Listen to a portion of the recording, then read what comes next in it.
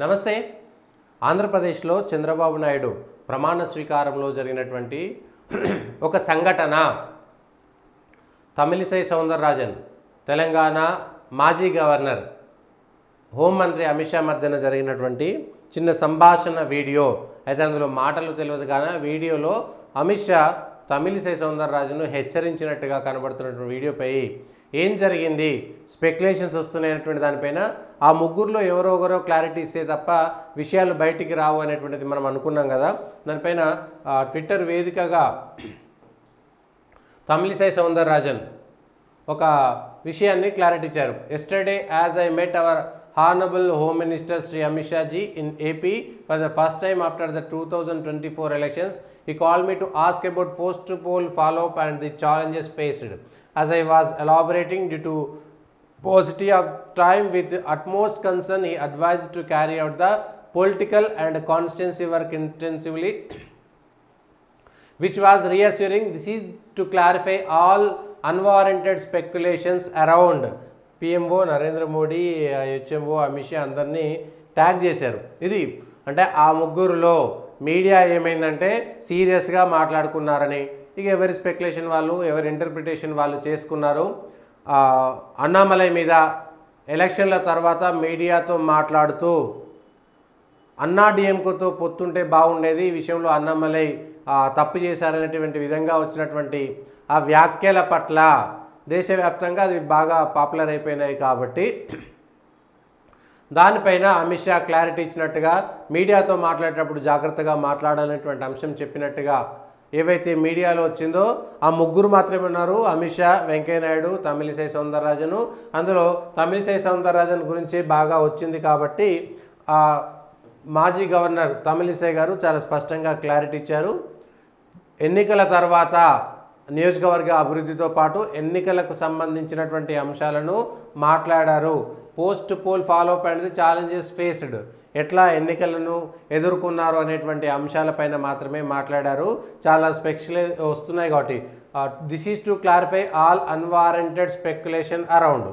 ఇక అందులో ఉన్న వాళ్ళే క్లారిటీ ఇచ్చిన తర్వాత ఎవరు ఏమి ఊహించుకోవడానికి అందులో అవకాశం లేదు. తమిళిసై సౌందరరాజన్ చెప్పిందే ఫైనల్గా కరెక్ట్ అవుతుంది.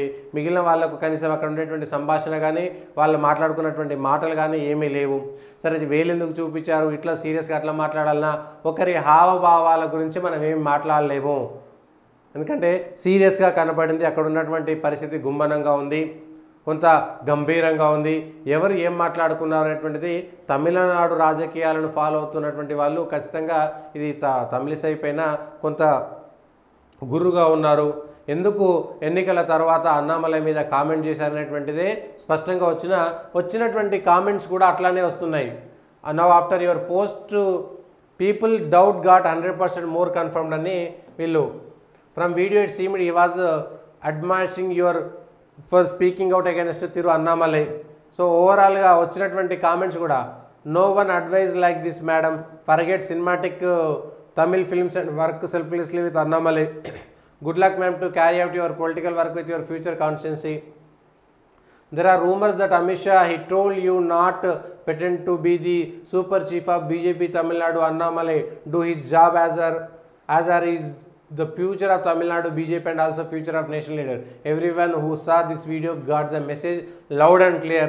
Tamil Nadu BJP has to present a unified face to people. The leader Annamalai, good to see BJP Tamil Nadu united against the adversaries. Akka, no one gonna believe this lie. At least now we are expecting some change from you. అంటే అన్నామలై పైన అక్కడ పూర్తి స్థాయిగా అన్నామలై మద్దతుదారులే పెరిగిపోయారు. But what was that he was telling no no no, ఇది చెప్తున్నది Abdullah. Parties like DMK survives because their leaders respect the hierarchy. If leaders in BJP can't do that, they can leave and find shelter in one of the Dravidian parties, whatever. Ma'am, even he would have told you not to speak against Annamalai, you won't tell in public. This clarification further confirms the said shameless far from ఈ మొత్తానికైతే పాపం అన్నామలైకి అనుకూలంగానే ఉన్నాయి. మొత్తానికి అన్నామలైని బహిరంగంగా విమర్శించినందుకే ఇదంతా జరిగింది. మీరు క్లారిఫికేషన్ ఇచ్చిన తమిళిసై సౌందరరాజన్ గారు క్లారిఫికేషన్ ఇచ్చినా కూడా జనాలు నమ్మేటువంటి పరిస్థితిలో లేనట్టుగా కనబడుతుంది ఇది వచ్చినటువంటి దాంట్లో. సరే ఏం జరిగినా ఆమె స్పెక్యులేషన్ను పక్కకు పోకుండా ఒక మాట మాత్రం జాగ్రత్తగా చెప్పుకునేటువంటి ప్రయత్నం చేశారు.